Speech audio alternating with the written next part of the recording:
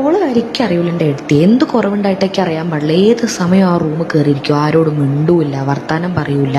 എന്തെങ്കിലും ചോദിച്ചാൽ അല്ലെങ്കിൽ എന്തെങ്കിലും പറയുമ്പോഴേക്ക് കണ്ണിന്ന് കുറേ വെള്ളവും വരുത്തി. എന്തോ ഒരു പേര് പറഞ്ഞല്ലോ, എന്താ ആങ്സൈറ്റിയോ ഡിപ്രഷനോ എന്തോന്ന് പറഞ്ഞ റൂമിൽ കയറിയിരിക്കണം. ഞങ്ങൾ എന്ത് കുറവ് വരുത്തിയിട്ടാണ് ആ കുട്ടിക്ക് ചെറുപ്പത്തിൽ ഒരു കുറവും വരുത്താതെയാണ് ഞങ്ങൾ വളർത്തിയത്.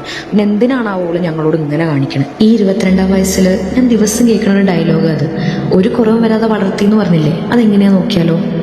അപ്പോൾ സ്റ്റുഡൻസ്, വെക്കേഷനൊക്കെ കഴിഞ്ഞു. എങ്ങനെ ഉണ്ടായിരുന്നു എല്ലാവർക്കും വെക്കേഷൻ? നമുക്കൊരു കാര്യം ചെയ്താലോ, നിങ്ങൾ ഒരു കുറിപ്പ് തയ്യാറാക്കണം. അതായത് നിങ്ങൾ ഈ വെക്കേഷനിൽ നിങ്ങളുടെ ഫാമിലിയുടെ കൂടെ പോയിട്ടുള്ള ഏറ്റവും മെമ്മറബിൾ ആയിട്ടുള്ള ഒരു ട്രിപ്പ്, അതിനെപ്പറ്റി ഒരു കുറിപ്പ് തയ്യാറാക്കണം. എല്ലാവരും വേഗം എഴുതാൻ തുടങ്ങിക്കോ. ഈ പറഞ്ഞ കുറിപ്പ് എഴുതണമെങ്കിൽ അങ്ങനൊരു മെമ്മറി വേണ്ടേ? എൻ്റെ ഓർമ്മയിൽ ഒരു വെക്കേഷൻ മാത്രമല്ല കേട്ടോ, ഇതുവരെ ഫാമിലി ആയിട്ടൊരു ലോങ് ട്രിപ്പ് ഞാൻ പോയിട്ടേ ഇല്ല.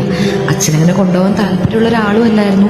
അതുകൊണ്ട് ഞാൻ കൂടെ ഇരിക്കുന്ന ഫ്രണ്ടിൻ്റെ കുറിപ്പ് നോക്കിയിട്ട് അവൾ എഴുതുന്ന സ്ഥലവും അച്ഛൻ്റെ അമ്മേൻ്റെ പേരൊക്കെ മാറ്റി എൻ്റെ അച്ഛൻ്റെ അമ്മയുടെ പേരും എനിക്ക് പോകാൻ ആഗ്രഹമുള്ളൊരു സ്ഥലമൊക്കെ കൂട്ടിയിട്ട് ഞാനൊരു കുറിപ്പ് അങ്ങോട്ട് എഴുതും.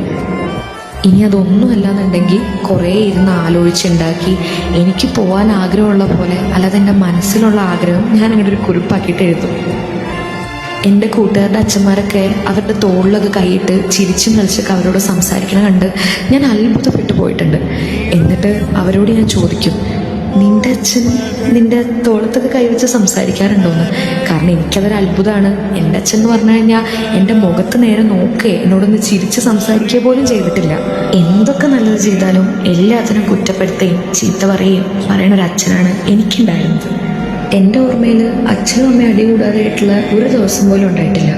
അവർ വഴക്കൂടുന്ന ശബ്ദം കേട്ട് പേടിച്ച് വിറച്ച് കരഞ്ഞ് ഒരു മൂലയിൽ പോയിട്ടിരിക്കുന്ന എന്നെ എനിക്ക് നല്ല ഓർമ്മയുണ്ട്. ചില ദിവസങ്ങളിൽ ഭക്ഷണം പോലും കഴിക്കാതെ കരഞ്ഞ് അതേ പൊസിഷനിലിരുന്ന് ഉറങ്ങിപ്പോയിട്ട് വരെയുണ്ട്.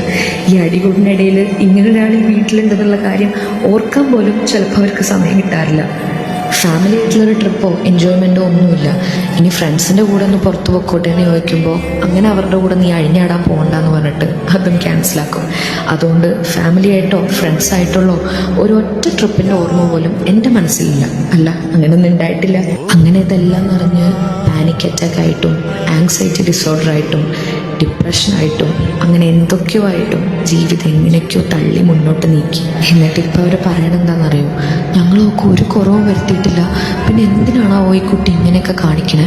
ഇതൊന്നും ഒരു പണിയില്ലാത്തതുകൊണ്ട് വെറുതെ ഇരിക്കുന്ന ആൾക്കാർക്ക് വരുന്ന സൂക്കേടാണ്. അങ്ങനെ ഒരു പണിയില്ലാഞ്ഞിട്ടല്ല, ഒരു കാര്യം ചെയ്യാൻ പറ്റാത്ത ആ ഒരു അവസ്ഥ ഉണ്ടല്ലോ. പണ്ട് ഇഷ്ടമുണ്ടായ കാര്യങ്ങളോട് പോലും ഇപ്പോൾ താല്പര്യമില്ലാണ്ട് ആൾക്കാരുടെ മുന്നിൽ ചിരിച്ച് കളിച്ച് അഭിനയിച്ച് ചത്ത് ജീവിക്കുന്ന ഒരവസ്ഥ, അതനുഭവിച്ചവർക്ക് മാത്രമേ മനസ്സിലാവുള്ളൂ.